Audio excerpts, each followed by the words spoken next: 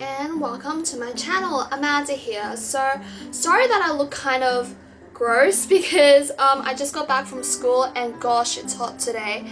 So yeah, so today I'll be talking about, if you can see here, pepper. Because I just went to the reptile convention and I heard that a lot of you guys got blue tongue lizards. Well, not a lot, maybe a couple of you guys got blue tongue lizards. So yeah, this video will be about top 10 things that you need for a blue tongue lizard. So yeah, so I'll see you guys soon.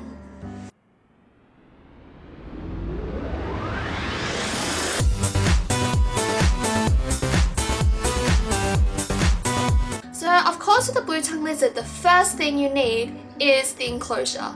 So the enclosure has to be at least 3 foot long. So mine that you can get is an aquarium. Another option, which is I think a bit better, is a melamine enclosure, but they are a bit more expensive.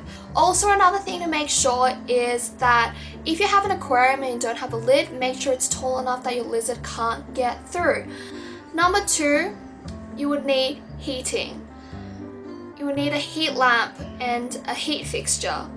So the heat lamp itself is pretty cheap. It's about $15 to $20 depending on the wattage, but the fixture itself might be a bit more expensive depending on what you want. So what I have this heat lamp and the fixture I got is from China. So I think what's really good is a clamp, especially if you have an aquarium, you can just clamp it on. Otherwise, some melamine enclosures can have screw-ins to put the lighting in. So those are essential, and you have to make sure the basking spot or the temperature it emits and the wattage it emits fits your enclosure. So you have to make sure the basking spot's about 35 degrees. And the second type of lighting you need for blue tongues is UVB lighting. So I also have UVB lighting. That was actually handmade by my dad, but you can try other things, like there are clamps, there are other types of lighting that you can have. So UVB is very important because these guys can be susceptible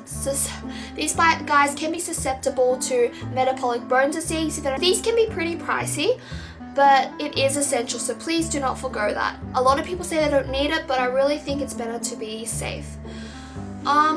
So number 4, you will need a basking spot. So we've talked about heating. Now you have to put something like a rock or even a tile under the basking spot so they can just, I guess, suck up the heat from that rock.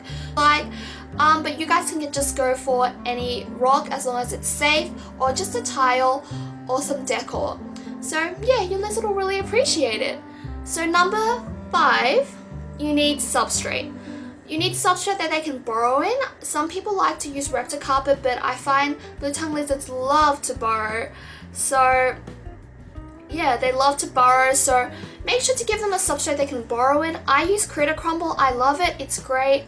I also use it as fertilizer after my buddy and my lizard use it. So yeah, my plants are growing great. You can also use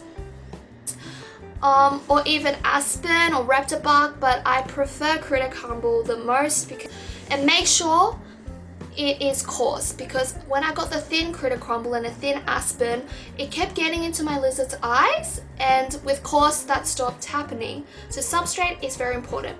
Am I on 6 now? Yes, I'm on 6. Number 6, hides. You need hides. You can't forgo hides, because hides are what makes your lizard feel safe. You don't want a lizard who will constantly be in stress, because stress will make your lizard sick.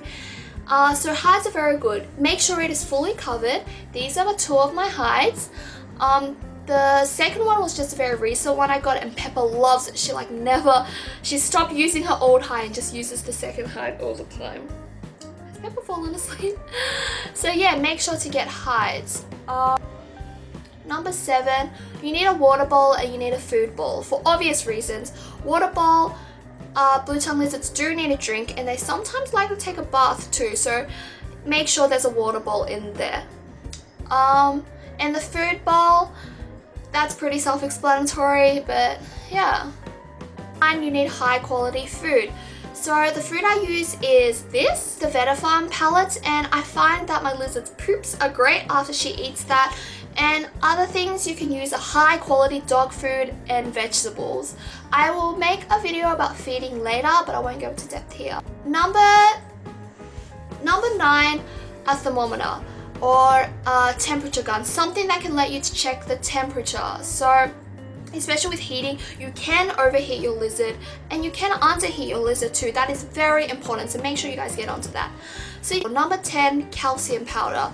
Now that isn't completely essential if you have a very varied diet, but if your blue tongue lizard refuses to take vegetables, it is always good to have calcium powder at hand.